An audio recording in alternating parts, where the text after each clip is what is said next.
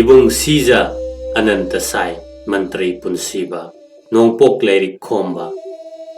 Manipuri Itihas ki Taranipan Suba Krista Kumsing Chagi Ahan Baho Kibadagi Taramapan Suba Krista Kumsing Chagi Ahan Bachahi Tara Powale Ramba Maitay Ningtho Macha Singi Marakta Todok Hendokna Masak Nairaba Ningtho Pambal Kalak Miho Kidaba Maiding Ucha Amane Mahakna Ningtho Oige Haina Kan Kravada Kanana Suting Biningai Lairaroida Tanza do Mamang the Taduna Lairaba Pawada Maitay Chatlam Wayan Gi Samban Nakali Haiduna Asing Ningtho Kubam Gi Hak Laiva Mi Singbo Ningtho Pambalda Masamakna Tangat Kiba Ningtho Machane Masa Ningtho Machani Haiba Kangdavanate Mapagi Asibagi Laitho Mahakna Pangtok Livane Sradha Karma Tauribane Mayamung Hangi Karma Sumana Pangtok Loribane Maramasina Maikaya Somda Yeng Lorabade Hindugi Daivahak Manu Sangitana Chingba Wayan Taurabade Mahaki Mapabungi Maran Matum Singh Maitravaki Ningtho Pambal Yauna Lairibalan Tum Pumnamakta Mahaki Hakna Kwaidagi Hena Chauriba Matik Mangam Haklibane Adabo Chauna never yopirak laga, Ningtho Pambaldo Power Sinabiraba Maktada, Apopa Mapa Hat Kibagi Laman Kumnaba, Ayopa Mapa Ningtho Halabanina, Mahaki Hak, Amasung Sanabigi Wayan Mawalo de, Ningtho Pambal Mungani Haiduna Mullabada, Sahi Kuntaruk Kuntaretki, Mioi Mahakna, Kuling never could semdring Dadi, Kari Tabak Paikalubangam Gani. Taibang Mapuna Sanari Balila Yeng Manatana. Adubu Thamoy Nungda Ningtho Warum Samu Warum Gi Molom Amasung Tharum Kisi Kiduna Thamdabadi Natkide Maidingucha Ananta Sai Maitay Ningthorel Garbani Was Maharaj Ki Taret Subilaima Larik Yangbam Damodor Gi Mazai Bema Hari Priyana Matom Tapok Saba Mazai Bungone Mahak Malem Taibang Panda Langmai Them Loizagi Kumsok Lisinga Magasatruk Nifutaret Ki Tawan Thagi Kun Mathoini Panba Yumsa Kaisanomit Kristapta Lisinga Magasatret Kun Marigi September Gi Ahanba Chayongi Yumsa Kaisa Thokpa Numitta Khongdaraki Mahaki Mapai Bungogi Atopa Mazaibe Masingna Pokpa Machin Manau Tarataruk Ayokpa Mayamba Ma Amasung Machan Mache Mapal Lairame Hariba Mayama Sigaloinana, Maitay Konung Len Kanglada Chaurake. Maidingucha Ananta Sai, Hangang Weringay Matamdagi Hona, Pukning Low Sing Changkhonba, Kangki U Kiba Kaugandaba, Takpi Tambibada Hektamak Losan Mangamba, Natraga Hiba, Amasung Mitik Miro Kanganba Moina Horaklame. Mahaki Matamgi, Lengaklon Hiba Maitay Masa Singi Manungda, Singthana Bada Yauba, Amasung Safam Lanpam, Sa Lana Chingbagi, Mahi Masingda, Mipan Tangdana, Mitoi Mihenba, Ningtho Macha Maweraki. Mahak, Hariba Mahi Masing Singasi, Ningtina Tamlaki Habasi, Mahak na Mahaki Punsida Pangthora Kiva Tabak Singda, Kudam Changda Moiduna Lejay. Maidingucha Ananta Sai Punsibana, Kunairon gi Paringda Thoraglaga, Lengaklon gi Pankhay Manungda Khong Thangzilakiba si Masagi Sahi Kuntaret Tagini. Mahakna Khong Thangzilakpagi Maruiba I Paude. Sandam Chingsongi Kumsok, Lisinga Magachamga Humbudra Mari, Kalen Tha Mangani Yumsa Kaisa, Ibongsi Ananta Sai na Tomphang Hidenda, Mababung Ibongo Mayang Ambagi Lulo Chale. Nam Sankriton Saktuna Sada Taurame Tarani Toini Tangzeda Tunglaye Asini Mahakna Maidingu Mayang Ambagi Lulo Wachaliva se Kristapta Lisinga Magasatret Yankaini Toigi Me Thagi Ahum Suba Chaywandani Amasung Icham Chamna Chatpanate Lepak Ningthogi Ayaba Yauribane Aduga Hariba Matam Masidagi Sahi Marigi Mamangi Matamda Matamduda Makli Des Koramba Lepak Kasigi Lengaklon Gi Paringda Ningmang Yengdana Nak Oyet Udaba Amadi Oigi Lamdangna Luang Chay Paibagi Lengak Laikravane Madugi Mahina Lepak Kangthang Kangdaba khongpham ama soibada awabada taningai oiba tanja ama oiribani asigumba matamda tawdaba yadabagi khudong chaba lauduna Manipur gi rajniti gi phambakta maidingu cha si khongdarakhibani Christapta lising amaga chatret yankai ni thoi yankai humdoi gi mamangi chahi manga romgi laibak thiraba thodok wathok sing maidingu cha Ananta Sai na ningthau macha moina hoba sing ase yamna thamoi sokpa phibam singni matam asi Manipur itihasta asengba maitai ningthau gi macha masu singi makuttagi ningthau phambal munduna mitopna pan khiba itihas ki thasi gi ahing oiraba tanjani chahi taret khuntak padade phongna lan singnaraga landaraktuna ot naiba amasung leipak sida laktuna palabani adubo matam masigide minung sibu longnam tawraga laman khumbagi I lawkhibani hariba lengak longi khongpham masi thokhalaknaba sinkibana maidingu garbani waski warak pangamdraba pakhang oibagi lichatni amasung thokalaklibana lendudagi hena sathirabi mama sadung lawonbi wayenbam ningol leirang thambal nausek naupubi hupubi gomati maharani ni maidingu garbani wasna thambal leirang leihek lamdaida hainakhiba yanakhiba gi matungina Christapta lising amaga chatret nifuni pange kalengi tarani panbe yumsa kaisa numitta ayokpa macha nupa ahal samaireng men khomba chit chaida ningthau khubam sinarami aduga mahak masana kangla konung thadoktuna leisang hiden manak lang thawan gi awang ithang thangba chingna pomgi manakta Christapta lising amaga chatret kungi adwaida semkiba lai ningpham konung ras malada leikirame adubo phimu setpa singi watanabada kangla konung nakpadagi haingangda Christapta lising amaga chatret nifuni panda anoba konung ama semalaga Ramnagar haina mingthonduna Christapta lising amaga chatret nifuma pangi April thano hongdoktuna lehanki aduga awa tongo ningthau sagaigi aroiba ningthauren mahadhama rajati patina maidingu garbani wasgi mazai bema awagi maharani oinaba pibiyo haina Christapta lising amaga chatret nifu mari amasung Christapta lising amaga chatret nifu mangada haijabadagi maidingu gi machanupi leitrabana mana oibungo wangkhairakpa khamlang pamsaba senapati mantri gi mazai bema saita malabu thajakhibado manung matam charakladuna awada thinnaba Christapta lising amaga chatret nifuma pange November thada awale pakta chatkirame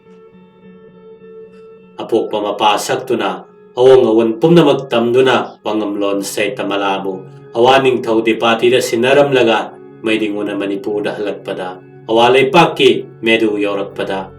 awaning thauna makhoida ngai hak leitana lan hauduna awabu oihalliba makhoigi koi kowa kambu asi landaduna laksin biram kho haina haijaduna pau hairaklame maramaduna maidingu asina maka loinariba mazai bungo Kishore Sai moirang lalhanba katwana chingbaga amukhana medudagi handuna awa konungda chatlaga awa lanmi puduna koi singi mathakta landaduna loi chanbirami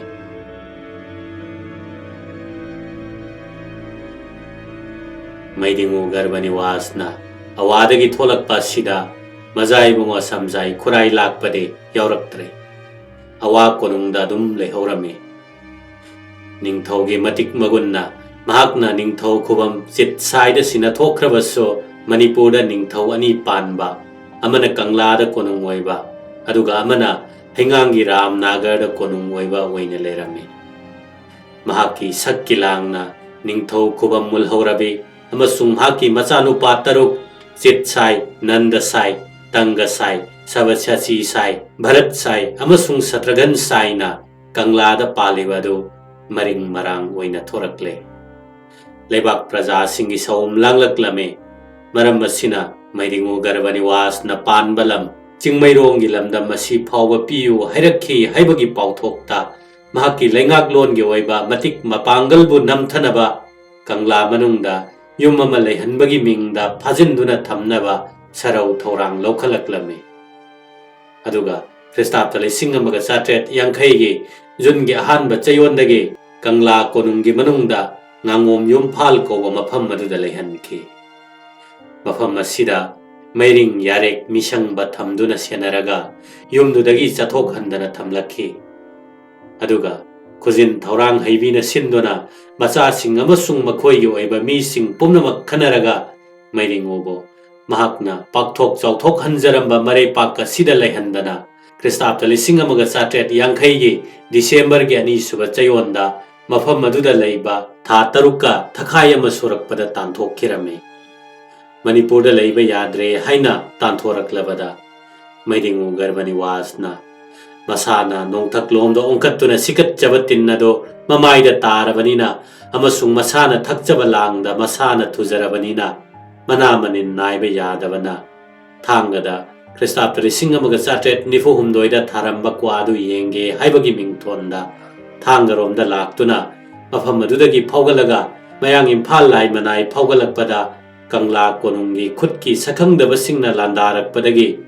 ꯂꯝꯕꯤ ꯈꯥꯏꯗꯨꯅ ꯃꯩꯔꯤꯉꯨ ꯃꯇꯨꯡ ꯏꯟꯕꯁꯤꯡ ꯆꯦꯟꯅꯕꯗ ꯂꯥꯏꯔꯤꯛ ꯌꯦꯡꯕꯝ ꯎꯃꯥꯅꯟꯗꯕꯨ ꯁꯃꯨꯔꯧꯗ ꯍꯥꯠꯈꯤ꯫ ꯁꯝꯂꯣꯏꯕ ꯀꯩꯔꯨꯡꯕ, ꯃꯣꯡꯕꯤ ꯖꯥꯝꯕ ꯋꯥꯡꯈꯩ ꯍꯤꯗꯪ ꯑꯃꯁꯨꯡ ꯃꯣꯏꯔꯥꯡ ꯅꯤꯡꯊꯧ ꯇꯦꯟꯁꯨꯕ ꯃꯤꯑꯣꯏ ꯑꯍꯨꯝꯅ ꯃꯌꯥꯡ ꯏꯝꯐꯥꯜꯗꯒꯤ ꯃꯅꯤꯡꯂꯣꯝꯗ ꯆꯦꯟꯕꯗ ꯅꯤꯡꯊꯧ ꯅꯥꯏꯗꯒꯤ ꯀꯪꯂꯥ ꯀꯣꯅꯨꯡꯒꯤ ꯂꯥꯟꯃꯤꯅ ꯐꯥꯔꯒ ꯂꯣꯏ ꯊꯥꯈꯤꯔꯝꯃꯤ꯫ ꯑꯃꯁꯨꯡ ꯃꯩꯔꯤꯉꯨꯒꯤ ꯁꯥꯒꯣꯟꯅꯕ ꯃꯤꯑꯣꯏꯁꯤꯡꯅ ꯊꯧꯕꯥꯜ ꯋꯥꯡꯖꯤꯡ ꯇꯥꯔꯒ ꯈꯣꯡꯖꯣꯝꯗ ꯐꯥꯎꯒꯠꯂꯒ ꯈꯥꯔꯝ ꯄꯂꯦꯟ ꯂꯝꯕꯤꯗ ꯀ꯭ꯋꯥꯊꯥ ꯀꯣꯟꯗꯣꯡ ꯇꯥꯔꯒ ꯑꯋꯥ ꯂꯩꯄꯥꯛꯀꯤ ꯀꯣꯅꯨꯡ ꯌꯧꯈꯤꯔꯝꯃꯤ꯫ ꯑꯁꯨꯝꯅ ꯑꯋꯥ ꯂꯩꯄꯥꯛꯇ ꯃꯩꯔꯤꯉꯨ ꯒꯔꯕꯅꯤꯋꯥꯁꯅ ꯃꯖꯥꯏꯕꯨꯡꯉꯣ ꯁꯝꯖꯥꯏ ꯈꯨꯔꯥꯏ ꯂꯥꯛꯄꯒ ꯑꯃꯨꯛ ꯍꯟꯅ ꯎꯅꯔꯝꯃꯤ꯫ ꯃꯩꯔꯤꯉꯨ ꯒꯔꯕꯅꯤꯋꯥꯁꯅ ꯃꯍꯥꯛꯄꯨ ꯃꯅꯤꯄꯨꯔꯗꯒꯤ ꯇꯥꯟꯊꯣꯔꯛꯄꯗꯒꯤ ꯑꯋꯥ ꯂꯩꯄꯥꯛꯇ ꯂꯩꯔꯛꯄ ꯑꯁꯤ ꯈ꯭ꯔꯤꯁꯇꯥꯞꯇ 1850ꯒꯤ ꯗꯤꯁꯦꯝꯕꯔ ꯊꯥꯗꯒꯤꯅꯤ꯫ ꯑꯗꯨꯕꯨ ꯑꯋꯥ ꯂꯩꯄꯥꯛꯇ ꯃꯈꯣꯏꯒꯤ ꯖꯥꯇꯤ ꯀꯥꯡꯂꯨꯞ ꯇꯂꯥꯏꯡꯁꯤꯡꯅ ꯈ꯭ꯔꯤꯁꯇꯥꯞꯇ 1881ꯒꯤ ꯏꯉꯦꯟ ꯊꯥꯗ ꯑꯃꯨꯛ ꯍꯟꯅ ꯂꯥꯟ ꯍꯧꯔꯛꯇꯨꯅ ꯇꯦꯡꯒꯨ ꯅꯤꯡꯊꯧꯔꯦꯟ ꯇꯤꯄꯥꯇꯤꯕꯨ ꯐꯥꯗꯨꯅ ꯄꯨꯈꯤꯔꯝꯃꯤ꯫ ꯑꯗꯨꯅ ꯃꯖꯥꯏꯕꯦꯝꯃ ꯁꯩꯇ꯭ꯌꯃꯂꯥꯕꯨ ꯉꯥꯛꯄꯤ ꯁꯦꯟꯕꯤꯕ ꯑꯣꯏꯅ ꯃꯇꯝ ꯈꯔ ꯑꯋꯥꯗ ꯈ꯭ꯔꯤꯁꯇꯥꯞꯇ 1881ꯒꯤ ꯃꯦꯔꯥ ꯊꯥ ꯂꯣꯏꯕ ꯐꯥꯎꯕ ꯂꯩꯔꯝꯃꯤ꯫ ꯑꯗꯨꯒ ꯃꯩꯇꯩ ꯅꯤꯡꯊꯧꯒꯤ ꯏꯀꯥꯏ ꯈꯨꯝꯅꯕ ꯏꯖꯠ ꯄꯨꯗꯨꯅ ꯑꯗꯨꯝ ꯂꯩꯊꯕ ꯌꯥꯕꯒꯤ ꯃꯇꯝ ꯑꯗꯨ ꯂꯣꯏꯈꯤꯔꯝꯃꯤ꯫ ꯑꯃꯁꯨꯡ ꯂꯩꯄꯥꯛꯇꯨꯒꯤ ꯃꯆꯤ ꯃꯆꯤ ꯈꯨꯗꯤꯡꯗ ꯂꯥꯜꯍꯧꯕ ꯀꯥꯡꯕꯨ ꯈꯨꯠ ꯂꯤꯡꯗꯨꯅ ꯂꯩꯕ, ꯇꯠꯇꯅ ꯃꯈꯣꯏꯗꯨ ꯆꯥꯏꯅꯕ ꯑꯃꯁꯨꯡ ꯖꯥꯇꯤꯒꯤ ꯙꯔꯃꯅꯆꯤꯡꯕ ꯃꯥꯟꯅꯗꯕ ꯑꯗꯨꯅ ꯑꯁꯨꯝ ꯂꯩꯊꯕ ꯑꯗꯨ ꯈꯨꯗꯣꯡꯊꯤꯕ ꯊꯣꯛꯂꯛꯄ ꯌꯥꯕꯒꯤ ꯃꯃꯤ ꯇꯥꯔꯛꯂꯝꯃꯤ꯫ ꯃꯔꯝ ꯑꯁꯤꯅ ꯄꯨꯟꯁꯤꯒꯤ ꯃꯔꯥꯏ ꯆꯥꯏꯊꯔꯛꯂꯕ ꯑꯍꯟ ꯑꯣꯏꯕꯒꯤ ꯄꯨꯟꯁꯤꯗ ꯃꯥꯡꯒꯤ ꯂꯝꯕꯤꯅ ꯇꯦꯟꯁꯤꯜꯂꯛꯂꯕ ꯃꯇꯝꯗ ꯃꯤꯔꯩꯄꯥꯛꯇ ꯁꯤꯕꯕꯨꯗꯤ ꯏꯔꯩꯄꯥꯛꯇ ꯁꯤꯔꯨꯕꯅ ꯃꯤꯋꯥ ꯃꯤꯁꯥ ꯂꯥꯡꯂꯣꯏ, ꯃꯤꯇꯣꯞꯅ ꯄꯥꯎꯊꯣꯛꯄꯤꯔꯣꯏ ꯍꯥꯏꯕꯅꯆꯤꯡꯕꯒꯤ ꯋꯥꯈꯜꯂꯣꯟꯗꯒꯤ ꯑꯃꯗꯤ ꯂꯥꯟꯃꯤ ꯃꯁꯤꯡ ꯌꯥꯝꯕ ꯍꯦꯟꯈ꯭ꯔꯕ ꯃꯔꯝꯁꯤꯡꯒꯤ ꯂꯥꯜꯍꯧꯂꯨꯞ ꯑꯃꯅ ꯇꯛꯁꯤꯜꯂꯛꯄ ꯃꯇꯝꯗ ꯉꯥꯛꯊꯣꯛꯅꯕꯒꯤ ꯄꯥꯡꯒꯜ ꯋꯥꯠꯄ ꯑꯗꯨ ꯃꯖꯥꯏꯕꯨꯡꯉꯣ ꯑꯅꯤꯒꯤ ꯃꯤꯠꯌꯦꯡꯗ ꯇꯥꯔꯛꯄꯅ ꯃꯅꯤꯄꯨꯔꯔꯣꯝꯗ ꯍꯜꯂꯛꯅꯕ ꯋꯥꯔꯦꯞꯅꯔꯝꯃꯤ꯫ ꯃꯔꯝ ꯑꯁꯤꯅ ꯈ꯭ꯔꯤꯁꯇꯥꯞꯇ 1881ꯒꯤ ꯍꯤꯌꯥꯡꯒꯩ ꯊꯥꯗ ꯑꯋꯥ ꯀꯣꯅꯨꯡ ꯑꯚꯥꯗꯒꯤ ꯃꯅꯤꯄꯨꯔꯔꯣꯝꯗ ꯈꯣꯡꯁꯥꯜꯂꯛꯂꯝꯃꯤ꯫ ꯃꯩꯔꯤꯉꯨ ꯒꯔꯕꯅꯤꯋꯥꯁ ꯑꯃꯁꯨꯡ ꯃꯍꯥꯛꯀꯤ ꯀꯥꯡꯕꯨꯅ ꯃꯅꯤꯄꯨꯔꯔꯣꯝꯗ ꯍꯜꯂꯛꯂꯦ ꯍꯥꯏꯕꯁꯤ ꯃꯩꯇꯩ ꯀꯪꯂꯥꯗ ꯂꯩꯔꯤꯕ ꯑꯣꯏꯒꯤ ꯂꯝꯗꯥꯡꯒꯤ ꯂꯩꯉꯥꯛ ꯃꯄꯨ ꯑꯃꯁꯨꯡ ꯃꯍꯥꯛꯀꯤ ꯈꯨꯠꯅ ꯍꯥꯏꯔꯤꯕ ꯍꯤꯌꯥꯡꯒꯩ ꯊꯥ ꯑꯁꯤꯃꯛꯇꯗ ꯄꯥꯎ ꯐꯪꯂꯝꯃꯤ꯫ ꯃꯈꯣꯏꯒꯤ ꯁꯔꯧ ꯈꯨꯠꯀꯤ ꯀꯣꯛ ꯆꯨꯡꯁꯤꯟꯅꯔꯕ ꯃꯇꯨꯡꯗ ꯃꯩꯔꯤꯉꯨꯒꯤ ꯃꯤꯁꯤꯡꯕꯨ ꯀꯨꯞꯁꯦꯟ ꯁꯦꯟꯅꯅꯕ ꯃꯤꯑꯣꯏ 4ꯈꯛ ꯃꯃꯤꯡ ꯄꯜꯂꯕꯗ ꯅꯍꯥꯛꯄꯝ ꯊꯔꯣꯏ, ꯀꯩꯀꯔꯟꯕꯝ ꯍꯤꯗꯪ, ꯌꯨꯝꯅꯥꯝ ꯍꯣꯡꯕ ꯑꯃꯁꯨꯡ ꯏꯔꯣꯝ ꯂꯥꯟꯆꯤꯡꯕꯕꯨ ꯃꯥꯡꯖꯧꯅꯅ ꯊꯥꯕ ꯃꯤꯑꯣꯏ ꯑꯣꯏꯅ ꯊꯥꯔꯛꯈꯤ꯫ ꯃꯈꯣꯏꯅ ꯈꯣꯡꯊꯥꯡ ꯈꯨꯗꯤꯡ ꯁꯦꯟꯅꯗꯨꯅ ꯑꯋꯥ ꯂꯩꯄꯥꯛꯇꯒꯤ ꯂꯥꯛꯃꯤꯟꯅꯗꯨꯅ ꯀꯕꯣ ꯇꯝꯄꯥꯛ ꯇꯥꯔꯛꯂꯒ ꯃꯩꯇꯩ ꯀꯕꯣꯗ ꯆꯪꯂꯛꯂꯝꯃꯤ꯫ ꯑꯃꯔꯣꯝꯗ ꯃꯩꯇꯩ ꯁꯅꯥ ꯀꯣꯅꯨꯡꯗ ꯑꯔꯣꯟꯕ ꯃꯤꯐꯝ ꯑꯃ ꯐꯝꯗꯨꯅ ꯋꯥ ꯈꯟꯅꯔꯒ ꯂꯥꯟꯃꯤ ꯇꯦꯡꯒꯣꯟ ꯑꯃ ꯈ꯭ꯔꯤꯁꯇꯥꯞꯇ 1898ꯒꯤ ꯖꯨꯟ ꯊꯥꯗ ꯃꯩꯔꯤꯉꯨ ꯒꯔꯕꯅꯤꯋꯥꯁꯅ ꯁꯨꯒ꯭ꯅꯨꯗ ꯂꯣꯏ ꯊꯥꯈꯤꯕ ꯅꯤꯡꯊꯦꯝꯆꯥ ꯇꯣꯂꯦꯟ ꯇꯣꯝꯕ ꯁꯇ꯭ꯔꯘꯟ ꯁꯥꯏꯕꯨ ꯂꯨꯆꯤꯡꯍꯟꯗꯨꯅ ꯒꯃꯇꯤ ꯃꯍꯥꯔꯥꯅꯤꯅ ꯃꯆꯥꯒꯤ ꯅꯤꯡꯊꯧ ꯈꯨꯕꯝ ꯆꯦꯠꯁꯤꯟꯍꯟꯅꯕꯒꯤ ꯁꯔꯧꯗꯨꯒꯤ ꯊꯕꯛꯇꯨ ꯂꯧꯈꯠꯂꯨꯅꯕ ꯊꯥꯔꯛꯂꯝꯃꯤ꯫ ꯇꯣꯂꯦꯟ ꯇꯣꯝꯕ ꯁꯇ꯭ꯔꯘꯟ ꯁꯥꯏ ꯃꯩꯔꯤꯉꯨ ꯒꯔꯕꯅꯤꯋꯥꯁꯀꯤ ꯏꯅ ꯒꯣꯃꯇꯤ ꯃꯍꯥꯔꯥꯅꯤꯗ ꯊꯥꯗꯨꯅ ꯈ꯭ꯔꯤꯁꯇꯥꯞꯇ 1918ꯒꯤ ꯑꯣꯒꯁ ꯊꯥꯗ ꯄꯣꯛꯈꯤꯕ ꯃꯆꯥꯅꯨꯄꯥꯅꯤ꯫ ꯃꯍꯥꯛꯅ ꯂꯥꯟꯖꯤꯡꯂꯛꯄ ꯃꯩꯇꯩ ꯂꯥꯟꯃꯤ ꯇꯦꯡꯒꯣꯜ ꯑꯁꯤꯅ ꯃꯩꯗꯤꯡꯉꯨ ꯒꯔꯕꯅꯤꯋꯥꯁ ꯃꯄꯥ ꯏꯕꯨꯡꯉꯣ ꯃꯍꯥꯔꯥꯖꯀꯤ ꯀꯥꯡꯕꯨ ꯑꯁꯤꯅ ꯀꯕꯣꯒꯤ ꯇꯣꯟꯐꯥꯡ ꯍꯤꯗꯦꯟꯗ ꯍꯤ ꯉꯥꯏꯗꯨꯅ ꯂꯩꯔꯤꯉꯩꯗ ꯂꯥꯂꯨꯝꯗꯨꯅ ꯂꯩꯔꯝꯕꯒꯤ ꯑꯔꯣꯟꯕ ꯂꯥꯟꯗꯥ ꯂꯥꯟꯖꯪꯗ ꯁꯀꯥꯞꯇ 1963ꯒꯤ ꯄꯣꯏꯅꯨꯒꯤ 13ꯅꯤ ꯄꯥꯟꯕ ꯌꯨꯝꯁꯀꯩꯁ ꯅꯨꯃꯤꯠ ꯈ꯭ꯔꯤꯁꯇꯥꯞꯇ 1882ꯒꯤ ꯖꯅꯨꯋꯥꯔꯤꯒꯤ 2ꯁꯨꯕ ꯆꯌꯣꯜꯒꯤ ꯌꯨꯝꯁꯀꯩꯁ ꯇꯥꯕ ꯅꯨꯃꯤꯠꯇ ꯈꯪꯍꯧꯗꯅ ꯂꯥꯟꯗꯥ ꯁꯤꯜꯂꯛꯈꯤ ꯑꯃꯁꯨꯡ ꯇꯣꯂꯦꯟ ꯇꯣꯝꯕ ꯃꯁꯥꯃꯛꯅ ꯃꯩꯗꯤꯡꯉꯨ ꯒꯔꯕꯅꯤꯋꯥꯁ ꯑꯄꯣꯛꯄ ꯃꯄꯥꯕꯨ ꯇꯥꯅ ꯂꯦꯡꯗꯨꯅ ꯍꯥꯠꯈꯤ ꯑꯃꯁꯨꯡ ꯑꯇꯩ ꯃꯅꯥꯎ ꯏꯕꯨꯡꯉꯣ ꯀꯤꯁꯣꯔ ꯁꯥꯏ, ꯕꯥꯃꯣꯟ ꯋꯥꯔꯤꯕ ꯍꯟꯖꯕ ꯃꯄꯥ ꯃꯆꯥ ꯕ꯭ꯔꯍ꯭ꯃꯔꯥꯝ ꯀ꯭ꯔꯤꯁꯅ, ꯂꯝꯕꯣꯏꯕ ꯂꯣꯛꯗꯥꯁ, ꯃꯣꯏꯔꯥꯡ ꯂꯥꯜꯍꯝꯕ ꯀꯇꯋꯥꯟ, ꯃꯅꯥꯎ ꯐꯩꯗꯥ ꯍꯟꯖꯕ, ꯃꯅꯥꯎ ꯁꯦꯂꯨꯡꯕ, ꯑꯉꯣꯝ ꯆꯟꯗ꯭ꯔꯃꯅꯤ, ꯅꯥꯎꯔꯣꯏꯕ ꯁꯦꯂꯨꯡꯕ, ꯅꯤꯡꯊꯧ ꯈꯣꯡꯖꯝ ꯀꯥꯝꯗꯦꯕ, ꯅꯤꯡꯉꯣꯝꯕꯝ ꯁ꯭ꯌꯥꯃꯔꯥꯝ, ꯋꯥꯡꯈꯩ ꯃꯩꯃꯨ ꯐꯩꯗꯥ ꯍꯟꯖꯕ, ꯇꯈꯦꯜ ꯂꯝꯕꯨ ꯂꯥꯏꯔꯦꯟ ꯇꯨꯝꯕ, ꯃꯤ 15 ꯑꯁꯤꯅꯆꯤꯡꯕ ꯍꯥꯠꯈꯤꯔꯝꯃꯤ꯫ ꯑꯗꯨꯒ ꯃꯖꯥ ꯏꯕꯨꯡꯉꯣ ꯑꯍꯟ ꯁꯝꯖꯥꯏ ꯈꯨꯔꯥꯏ ꯂꯥꯛꯄꯁꯨ ꯌꯦꯛꯅꯕꯒ ꯂꯝꯕꯥ ꯇꯧꯗꯨꯅ ꯂꯥꯟꯐꯝꯗ ꯊꯋꯥꯏ ꯊꯥꯈꯤ꯫ ꯑꯁꯨꯝꯅ ꯋꯥꯌꯦꯟꯕꯝ ꯅꯤꯉꯣꯟ ꯑꯃꯒꯤ ꯈꯨꯖꯤꯟ ꯊꯧꯔꯥꯡꯅ ꯑꯌꯣꯛꯄ ꯃꯆꯥꯅꯨꯄꯥꯒꯤ ꯌꯥꯊꯪꯅ ꯑꯄꯣꯛꯄ ꯃꯆꯥꯅꯨꯄꯥꯅ ꯑꯄꯣꯛꯄ ꯃꯄꯥꯕꯨ ꯍꯥꯠꯄ, ꯃꯄꯥ ꯃꯆꯥ ꯍꯥꯠꯅꯕꯒꯤ ꯃꯩꯐꯝ ꯂꯤꯡꯈꯠꯇꯨꯅ ꯃꯅꯤꯄꯨꯔ ꯏꯇꯤꯍꯥꯁꯄꯨ ꯃꯁꯛ ꯃꯣꯠꯍꯟꯈꯤ꯫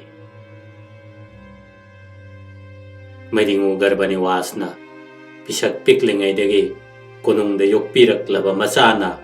ꯃꯄꯥꯕꯨꯡ ꯃꯌꯥꯝꯕꯨꯡ ꯑꯍꯟ ꯃꯩꯗꯤꯡꯉꯨ ꯁ꯭ꯌꯥꯝꯁꯥꯏ ꯈꯨꯔꯥꯏ ꯂꯥꯛꯄ, ꯑꯉꯥꯡ ꯑꯣꯏꯔꯤꯕ ꯃꯅꯥꯎ ꯏꯕꯨꯡꯉꯣ ꯃꯩꯗꯤꯡꯉꯨ ꯀꯤꯁꯣꯔ ꯁꯥꯏ, ꯃꯣꯏꯔꯥꯡ ꯂꯥꯟꯍꯟꯕ ꯀꯇꯋꯥꯅꯆꯤꯡꯕ ꯃꯤ 18ꯄꯨ ꯂꯣꯟꯅ ꯐꯣꯡꯗꯥꯗ ꯍꯥꯠꯈꯤꯕ ꯑꯁꯤ ꯃꯩꯇꯩ ꯂꯩꯕꯥꯛ ꯃꯤꯌꯥꯝꯅ ꯈꯪꯅꯔꯛꯂꯦ꯫ ꯑꯗꯨꯅ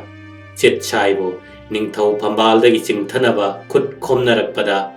ꯅꯤꯡꯊꯧ ꯑꯣꯏꯔꯤꯕ ꯆꯤꯠ ꯁꯥꯏꯒꯤ ꯄꯣꯛꯃꯤꯟꯅꯕ ꯃꯃꯥꯅ ꯄꯣꯛꯄꯗ 5ꯁꯨꯕ ꯃꯅꯥꯎ ꯚꯔꯠ ꯁꯥꯏꯁꯨ ꯅꯤꯡꯊꯧ ꯐꯝꯕꯥꯜ ꯄꯥꯝꯕꯗꯒꯤ ꯌꯥꯎꯔꯝꯃꯤ ꯑꯃꯁꯨꯡ ꯃꯍꯥꯛꯅ ꯂꯨꯆꯤꯡꯂꯝꯃꯤ꯫ ꯃꯇꯝ ꯑꯁꯤꯗ ꯑꯅꯟꯇ ꯁꯥꯏ, ꯃꯩꯗꯤꯡꯉꯨ ꯏꯕꯨꯡ ꯁꯤꯖꯁꯨ ꯃꯍꯥꯛꯀꯤ ꯆꯥꯅꯖꯔꯕ ꯃꯕꯥꯏ ꯃꯣꯏꯔꯥꯡ ꯈꯦꯂꯦꯝꯕ, ꯈꯦꯂꯩ ꯅꯨꯡꯅꯥꯡ ꯇꯦꯜꯍꯩꯕꯅꯆꯤꯡꯕ ꯃꯔꯨꯞ ꯃꯄꯥꯡ ꯃꯔꯣꯏ ꯃꯄꯤꯖꯥꯁꯤꯡꯒ ꯂꯣꯏꯅꯅ ꯃꯄꯥꯕꯨꯡꯒꯤ ꯂꯃꯟ ꯈꯨꯝꯅꯅꯕ ꯑꯃꯗꯤ ꯅꯤꯡꯊꯧ ꯐꯝꯕꯥꯜꯒꯤ ꯆꯠꯂꯝ ꯄꯔꯤꯡ ꯆꯨꯝꯅ ꯂꯩꯍꯟꯅꯕꯒꯤꯗꯃꯛ ꯃꯤꯌꯥꯝꯒꯤ ꯏꯍꯧ ꯑꯗꯨꯗ ꯈꯣꯡ ꯊꯥꯡꯖꯤꯟꯈꯤꯔꯝꯃꯤ꯫ ꯑꯗꯨꯕꯨ ꯅꯤꯡꯊꯧ ꯐꯝꯕꯥꯜ ꯀꯂꯛꯄ ꯑꯃꯁꯨꯡ ꯃꯃꯥ ꯁꯗꯨꯡ ꯂꯧꯋꯣꯟꯕꯤꯒꯤ ꯃꯆꯥꯁꯤꯡꯗꯤ ꯇꯣꯛꯄꯒꯤ ꯃꯆꯠꯇꯨ ꯇꯣꯛꯄ ꯃꯥꯅ ꯑꯗꯨꯃꯛ ꯇꯧꯕ ꯇꯥꯕꯅꯤꯅ ꯂꯩꯄꯥꯛ ꯃꯤꯌꯥꯝ ꯑꯗꯨꯅ ꯃꯇꯝ ꯈꯔꯒꯤ ꯑꯣꯏꯅꯗꯤ ꯃꯍꯥꯛꯀꯤ ꯃꯐꯝꯗ ꯊꯥꯖꯕ ꯊꯝꯈꯤꯔꯝꯃꯤ꯫ ꯑꯁꯨꯝꯅ ꯃꯤꯌꯥꯝꯒꯤ ꯏꯍꯧ ꯑꯃꯁꯨꯡ ꯃꯁꯤꯒꯤ ꯈꯨꯗꯣꯡꯆꯥꯕ ꯚꯥꯔꯠ ꯁꯥꯏꯅ ꯂꯧꯈꯤꯕꯒꯤ ꯄꯤꯔꯝꯂꯤꯕ ꯋꯥꯔꯣꯜꯗꯤ ꯆꯥꯟꯗꯝ ꯆꯤꯡꯁꯣꯡꯒꯤ ꯀꯨꯝꯁꯣꯛ 1963 ꯁꯖꯤꯕꯨ ꯊꯥ ꯊꯥꯡꯖꯅ ꯍꯥꯟꯅꯦ꯫ ꯊꯥꯅꯤꯟ ꯅꯣꯡ ꯊꯥꯡꯖꯗ ꯁꯪꯒꯣꯏꯕ ꯚꯥꯔꯠ ꯁꯥꯏꯅ ꯅꯤꯡꯊꯧ ꯑꯣꯏꯌꯦ꯫ ꯂꯩꯄꯥꯛ ꯄꯨꯝꯅꯃꯛ ꯃꯥꯟꯅꯗꯨꯅ ꯅꯤꯡꯊꯦꯝ ꯃꯦꯟ ꯈꯣꯝꯕ ꯆꯤꯠ ꯁꯥꯏ, ꯃꯆꯥ ꯗꯦꯕ ꯁꯥꯏ, ꯃꯅꯥꯎ ꯁꯦꯅꯥꯄꯇꯤ ꯅꯟꯗ ꯁꯥꯏ ꯑꯍꯨꯝꯕꯨ ꯃꯌꯥꯡ ꯂꯝꯗ ꯇꯥꯟꯊꯣꯛꯑꯦ꯫ ꯏꯕꯨꯡꯁꯤ ꯒꯪꯒꯥ ꯕꯤꯁꯅꯨꯁꯨ ꯄꯣꯡꯂꯝ ꯇꯥꯟꯊꯣꯛꯑꯦ꯫ ꯑꯁꯤꯅꯤ ꯍꯥꯏꯔꯤꯕ ꯊꯧꯗꯣꯛ ꯑꯁꯤꯅ ꯁꯅꯥꯍꯜ ꯁꯃꯩꯔꯦꯡ ꯃꯦꯟ ꯈꯣꯝꯕꯁꯤ ꯃꯇꯝ ꯈꯔ ꯀꯧꯕ꯭ꯔꯨ ꯆꯤꯡꯖꯥꯎꯒꯤ ꯁꯅꯥꯍꯜ ꯂꯣꯛꯆꯥꯎꯒꯤ ꯉꯝꯈꯩ ꯃꯅꯨꯡꯗ ꯃꯤꯌꯥꯝꯅ ꯇꯥꯟꯅꯔꯛꯄꯗ ꯂꯣꯠꯂꯝꯃꯤ꯫ ꯑꯗꯨꯒ ꯂꯃꯟ ꯈꯨꯝꯕ ꯍꯩꯕꯤ ꯋꯥꯌꯦꯟꯕꯝ ꯆꯅꯨꯅ ꯏꯔꯣꯏ ꯁꯦꯝꯕꯗꯒꯤ ꯑꯋꯥꯡ ꯅꯣꯡꯄꯣꯛꯂꯣꯝꯗ ꯍꯥꯏꯒꯠꯂꯒ ꯂꯩꯕ ꯂꯥꯡꯒꯣꯜ ꯆꯤꯡꯒꯤ ꯆꯤꯡꯁꯥꯡ ꯅꯥꯄꯣꯝ ꯑꯃꯒꯤ ꯂꯩꯃꯔꯣꯛ ꯀꯧꯕ ꯂꯣꯛꯇ ꯂꯣꯠꯂꯝꯃꯤ꯫ ꯑꯗꯨꯒ ꯃꯐꯝ ꯃꯔꯥꯡ ꯈꯪꯗꯅ ꯁꯤꯐꯝ ꯅꯥꯐꯝ ꯈꯪꯗꯅ ꯃꯥꯡꯈꯤꯔꯝꯃꯤ꯫ ꯁꯅꯥꯍꯜ ꯂꯣꯛꯆꯥꯎꯗ ꯂꯣꯠꯂꯝꯕ ꯒꯣꯃꯇꯤ ꯔꯥꯅꯤꯒꯤ ꯃꯆꯥ ꯆꯤꯠ ꯁꯥꯏꯅ ꯃꯐꯝ ꯑꯁꯤꯗꯒꯤ ꯂꯣꯏꯆꯤꯡ ꯐꯋꯣꯏ ꯆꯤꯡ ꯇꯥꯈ꯭ꯔꯒ ꯃꯌꯥꯡ ꯂꯩꯄꯥꯛ ꯇꯥꯈꯤꯗꯨꯅ ꯊꯣꯡꯅꯥꯡ ꯇꯈꯦꯜ ꯅꯤꯡꯊꯧꯒꯤ ꯃꯇꯦꯡ ꯂꯧꯔꯒ ꯕ꯭ꯔꯤꯇꯤꯁ ꯏꯁ ꯏꯟꯗꯤꯌꯥ ꯀꯝꯄꯦꯅꯤꯗ ꯃꯍꯥꯛꯀꯤ ꯃꯄꯥꯅ ꯊꯝꯃꯝꯕ ꯅꯤꯡꯊꯧ ꯁꯤꯡꯍꯥꯁꯟ ꯍꯟꯖꯟꯍꯟꯅꯕ ꯍꯣꯠꯅꯕꯗ ꯃꯇꯦꯡ ꯄꯥꯡꯕꯤꯌꯨ ꯍꯥꯏꯅ ꯗꯔꯈꯥꯁ ꯊꯥꯔꯛꯈꯤꯕꯅꯤ꯫ ꯇꯣꯛꯄꯅꯕꯨ ꯀꯩ ꯄꯣꯛꯄꯔꯥ, ꯀꯩꯅꯕꯨ ꯇꯣꯛꯄ ꯑꯣꯟꯕꯔꯥ, ꯃꯥꯒꯤ ꯑꯇꯥꯕꯤ ꯇꯥꯗꯨꯅ ꯂꯩꯖꯕꯅꯤ꯫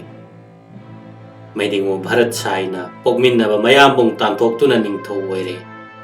ꯃꯅꯥꯎ ꯏꯕꯨꯡꯉꯣ ꯇꯣꯂꯦꯟ ꯇꯣꯝꯕ ꯀꯔꯤꯁꯨ ꯈꯪꯖꯗꯕꯕꯨ ꯌꯨꯕꯔꯥꯖ ꯍꯥꯞꯂꯦ꯫ ꯍꯥꯏꯔꯤꯕ ꯃꯇꯝ ꯑꯁꯤꯗ ꯃꯩꯗꯤꯡꯉꯨꯆꯥ ꯑꯅꯟꯇ ꯁꯥꯏꯅ ꯍꯧꯗꯣꯛꯇꯨꯅ ꯃꯄꯥꯕꯨꯡ ꯏꯕꯨꯡꯉꯣꯒꯤ ꯃꯔꯨ ꯈꯨꯜꯂꯨꯅꯕꯒꯤ ꯀꯕꯣꯒꯤ ꯐꯣꯡꯗꯥ ꯍꯤꯗꯦꯟꯗ ꯆꯠꯇꯨꯅ ꯁ꯭ꯔꯥද්ධ ꯀꯔꯃ ꯄꯥꯡꯊꯣꯛꯂꯨꯅꯕꯒꯤ ꯌꯥꯅꯗꯨꯅ Ibung Sija Ananta Sai masana chattuna mapagi asi thoram pangthokpa phangjabagi laibak phabadu mahakna waiki. Adubu unna kuppa miyoibagi pukningni Manawai bungo maidingo amasung jobra sanina kari khalamgadage haibadudi khangmangamde. Adubu khalamba khalamdabadudi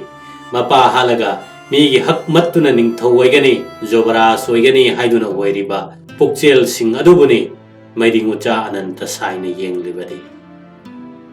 Praja miyamgi ihaugi chelda tautharaklaba ningthau phamba lokpa heiba ningthauna ningthaugi khubam hek phangkibaga mahakki ningthau singhasangi maramda kunu makhongda sam laubagumna lauragadaba masa mareng phanna hugalakliba Maitrabaki asengba ningthau waifam thokpa mayamung ibungo maidingucha ahanba samjai khurai lakpa nongpok kaino chingsombagi yumlep char oina sangthalem thale horiba upal singbo maru phoke chalam lutingi tala usa thage haina cheksinna honarakhi adubu maidingu garbaniwas mahak thakta nongthonba phamthon paiba wayen bagi mapari khelemba maitei konungda chauraklaba lamjenda muknada ithingda panthingda safamda lanphamda thangda tada budhida lausingda maitei ningthau macha singna hangoinariba sina apokpi pale mamagi maigeidagi cinglon palang lagum oikhiba amasung maidingucha Ananta Sai chenjongda mangjongda khobaida khongyaida thanglonda taronda budhida lausingda moirang khelem makna khautak chariba maton sina chekchung chunglen noina leikibana maidingu Bharat Sai na phongna thabak paikhat pangamlamde kege moirang ningthau macha kege ngangoi leipakta leikhraroi mahakpu launambiraba moirang ningthaugi sagai tinararoi haiduna kobru singjaugi lamdamda pankhiba iwang purik laicha khelai pamba lei langthabadagi samtharakpa sana liklu iwang macha nanba saraba nonglen haibi khom Maitrabaki ahanba naharup lakpagi chada nauda oiriba khelembana maidingu Chit Sai Bharat Sai na chingbagi lumhat lumphugi mityeng nayeng singdagi maitei sana liklu mangkhigadra khanba amasung maton si Ananta Sai gi mitlei narei khangna maki mazan ibema chakha maring loikhombiga maki mapari ani Gaurasyam amasung Baigachandra aniga punna puduna mayum kege chawba pung maran moirang sangbawaigi loiren sanapung thambal nungsaraugi lamdamda puduna lotna phongna thamkhirami adubu Bharat Sai na aron mami sing thaduna majaibungo anigi likhun khangnaraba amasung aphangba mafamda loisinnanaba ayuk nungthelda phingau set numidang ahingdana phimu chinbun lakpa laloi oina waira sathibagom khujin thorang torami tauriba sarau pumnamak Iwan wayan bamcha khelembana saji nangi narobu sangai aina khangiye haiduna mamak ibungo anibo maitei kanagi mityengda tahan khidre maidingu Bharat Sai na Gaurasyam amasung Baigachandra anibo kamnung pungda thakhinabagi silliba thorang ase Ananta Sai na mapai bungo mayambung ahan amasung manawai bungo amade atai laiwai khrabasing adugi sradha soluraga halakpa matam adudagi tarabani maram asina mahakna kari taugadage haibagi maramda khanba hokhrabani mahaki hiram khudingmakta chainga koiba mabai bungo khelembasu ayamba matamda konungda natraga kanglei pungda leite aduga mahakna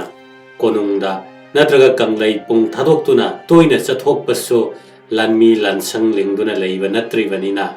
leipak mamangda phongdoknabasu yadri phatre haino hondokpasu yadriba chasi maru hondoksi matong haibadu oiri maramde makoigi mahum phadri adubo marak maraktadi yengdaba yadri hando sana yena sokani haiduna tandaba yadri amasung khu sendabasu yadri asumna Maikai kuding makta yengduna mahaki manunggi waiba masa manai asyat pasing thaduna mawai bungoga pau chanaduna mazai bungo anibu chaw yengduna chahi amagi matam haujin khre adubo Maidingo Bharat Sai Manai Masan Singna Tabak Kongjau Kansin Bagi Matawama Krista Perising Amaga Satret Yankai Humdoigi Inga Ingen Matamda Urak Padagi Ananta Sai na Mahaki Mi Singbo Maidingo Bharat Sai Manai Singbo Henzin Kupsen Senahanduna Tam Kirame Krista Perising Amaga Satret Yankai Humdoigi Langbantha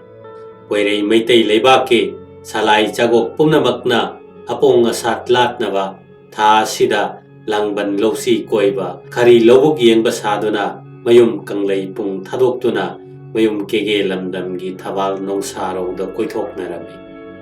mapari masai bungo anina tawgada ba thorang lokhat na ba mabai bungo khelem baga sakka unaduna waram pum mangang nakhi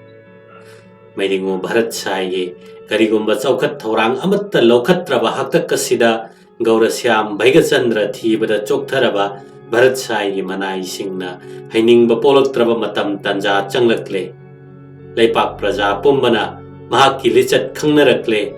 Maramasina Makoina Matau Paikatpagi Matam Yaurakle Kanare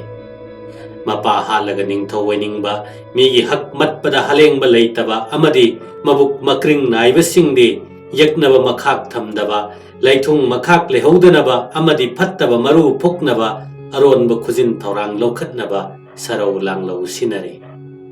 Mathauna Maringzen Manaba Matik Mapangal Henadaba Pai Malo Sing Kenadaba Pamba Kaijeng Langbungamba Kairen Kutta Lakle Kutna Yada Lakle Yana Pabangamba Kairen Kaijawgumba Aniduna Tabak Paikat Kadaba Numit Lepna Kre Amasung Mana Togadaba Mato Pangtok Kadaba Togai Logadaba Todang Punamak Yentok Nakre Maidingucha Ananta Sai na Mayum da Halaklaba Matungdadi Mahakso Mabai Bungo Kelembaso Salangi Sazen Lokanakre Atopa Singbudi Yari Makai Kangandana Magi Lejaba Manai Masan Sing Pawana Lona Lanmi Koma Hunakre Kusukulai Lepsin Paisinduna Kulai Masing Tina Panaduna Lainakre Mimang Dadi Awale Pakti Irang Tokle Tongu Ning Taupan Mangamdre Koi Kareng Taleng Kamaran Sanduna Chingba Pumnamak Koiren Masa Paiba Makai Langnare Maitei Aikoi Asom da Lak Lavadi Karam Togani Karamakai Ying Sindaba Yabra Aikoi Gilei Pakta Landa Biraktrabadi Karamakai Budi Mapai Asi Haiduna Awa Maikai da Kutna Tilaga Midyeng na amada thamnari adobo Maidingucha Ananta Sai na langliba thorang amasung moirang khelembana tawriba sajen pumnamakasi makoina ningtho amasung Jobaras mantri oinabara matang asida Maidingucha Ananta Sai na lokhaliba thawong thawda se ningtho sembagi thabakne paliba ningtho na samin khajiktang phangkhibada khudakta angang ulhangadoribane adobo Mahakna Siva Kidana Honarake Mahakna Maitei Ningthogi Pambal Kage Ningtho Oige Haibanate Mahaki Mapabong Ibongona Pokpiramba Makoi Pumnamaki Mayambong Ahan Mapabong Ibongogi Nungai Nabagi Damakta Masa Ningtho Oibagi Hak Katokhiba Mahaktogi Mazai Bongo Gaurasyambo Ningtho Pambal Takta Thangatke Mayambong Sidugi Haktaktagi Makha Samtharakadaba Soidraba Phangpham Thoklaba Hakkadu Phanghange Haiduna Mangak Yonduna Honaribane Hokibagi Maikai da Leptuna Gentariba Matamgi Kongzelna Maidingucha Ananta Sai Amasung Moirang Wayan Bamcha Kelemba Anina Lepna Kiba Numit Adu Purakle Haina Kiba Wakungi Matungina Moirang Kelembana Lepna Kiba Numit Adugi Mamangi Numitta Mamaki Bungo Aniga Loinana Leizaba Mahaki Mi Makai Puduna Impal Kanglay Pungda Laktuna Leire Leiriba Poirei Tam Laikai Macha Singna Kanana Kari Togadoribano Kangnade Sanana Hangda Hangluraga Maidingu Kurumge Togani Haina Irai Laina Kumdoi Miam Suthaze Chumida Leipak Macha Taba Haibasi Aduni Pajaidako Sonaram Laga Machatki Lepna Kiba Numit Ado Kono Kongyang Bagi Kumsok Lisinga Magasatruk Humbudra Mangagi Hiangai Thagi Kunni Panbaning Tho Kabanumit Krista Lising Magasatret Yankai Humdoigi December Gi Ahan Bachayon Gi Ningtho Kaba Tabanumit ni Numit Asida Sinakhiba poramgi matungina Maidingucha Ananta Sai na mapan gi mityengdadi manai masan macha manau loyin khamin na chingba amatta yaudana Maidingu Bharat Sai gi ningthau sangai renda changduna aruba leipaki wafam lengak longi kupsin lusillaba pochang pothang khana nainanaba kangla utra sanglenda phamduna Maidingu gi yathang ngaiduna leiri matam ngai haki manungda Maidingu Bharat Sai na leipaki yai phanaba khanba miwai ama oina utra sanglenda Maidingu gi yathang ngairiba Maidingu cha Ananta Sai gi manakta sana kongleng latuna leiramba manai masal ngak sel thongak mairing anang phihai roina chingba aruba waramni haina lamjai hankhraga mayam bungsi pai malosing thoibaga wata wakhan nanaba lengsillaklame waram aruba awarom gi maigeida mabru ibungo tubi charai rongbagi sana hakkatta senbi awaning thona maitei gi loi khunsing chak papungpun kamu jirang kharoi tingitcha khunthak amasung khunkha maru kondong amasung loibi tarau kondong pumnamakasi handokani hairamlaga pirakhidre hojik kari tawa tabage haibana chingba arubu wafamsing Maidingucha Ananta Sai na puthoktuna matam tanja ngaibagi lu thumli maikai amaromda moirang khelembana sinakhiba thaurangi langthak matungina mamagi bungo ani amadi makhoigi thaugal langan loin khaminni haiduna makhoigi leijaba mi makhai ilalaga sanathong thonglen ngakpada Maidingu khurumjage haiduna pauhanglaga sanathong lansilaktuna kanabu susingna handana changkhre sanathong thonglen lansin khibadagi changlakhiba khelembagi laloi adu samji khaikhre nupi yawba khutpuna tungda jirai thongda lehore nupagi kangbuna manglomda changsinkhre makhoina sanathongda changkhiba ubada sanathong manaki panglap laptana chaduna leirambam Ananta Sai gi macha manau manai masana chingba pumnamak sanathong manakta changsillaktuna paiduna leirare amasung makhoina ngairibasi moirang wayanba khelembagi lalaubuni kangla utragi phamenda phamduna Maidingu amasung mayam bungsina maitrabakna mapangan sontaraklaba matam oibadugi mathakta ningthau pandabagum tawriba awalai pakki phibamduda kari tawba yabage haina khanaringai gi tanja sida kangla utra sanglengi mayon nongchup oliba dugi thongjau mapa aduda mahaki khongloising pinungda thang yapakpasing pareng sana lephalaga moirang wayan ba khelembana khusu thang sattuna chonglaga sarau lalau laurame amasung makhatana poirei ningthau phambal lauge wangam kangla netke saman naba thoraklo lengma naba chong thoraklo chaina khongphen hainarasi haina lansing nabagi lalau laurakhi lauriba lalawasi Maidingu oiriba Bharat Sai sangai taba pangta ta khidri aduga yeknaba mayok yaduna asumna masana sarau lalau lau khibasu thoina yaw khide amasung asiguma lan singnarakpada chongthoktuna lamba tongna khibasu kaya leikhide adubu mayam bungsidugi mamangda ikai khangdagi huyen lanthengnagadabagi mawongda ifing phingatpa matau ulakhi aduga lalau lauriba moirang khelembagi mising adusu leptana changsillaklame wayan bamcha khelembana kangla utragi mangonda kakhattuna changsilakpa sakka unaraba matam madudadi mahakna lamba tongnagadoriba misakado kanagano haibasu sakhang maikhang naraklaba unaraklaba matam madudadi masali thoknaba chenaba thorang torakle Maidingu Bharat Sai bu chen khigadore haibase Maidingucha Ananta Sai na urak khangaklabada thang satuna kudum chetna pairaga mahak chen khidanabagi lambi thatle Maidingu Bharat Sai aya anet lang kongoi lithu lang da thure litpham palitpham leitare Maidingu Bharat Sai bu huyen lan phawina makut tungbun parei lakna phaduna thamlaga hairiba numit sok lising amaga satruk humbudra mangagi hiangai gi kunni panba ningthau kaba numit asimaktada Maidingucha Ananta Sai wangam mapaton amasung moirang iwang macha anina ibungsi gaura syambo ningthau phambal thakta thangatkhi amasung ningthau waina Maidingu haiba mingthon nasib phanghankhi aduga Maidingu gaura syambo kudakta phambal tonghalaga maramba haiba mingthol asibu pekhi ꯑꯃꯁꯨꯡ ꯃꯅꯥꯎ ꯏꯕꯨꯡꯉꯣ ꯚꯦꯒꯆꯟꯗ꯭ꯔꯕꯨ ꯖꯨꯕꯔꯥꯖ ꯐꯝꯊꯣꯟ ꯍꯥꯞꯄꯤꯈꯤ꯫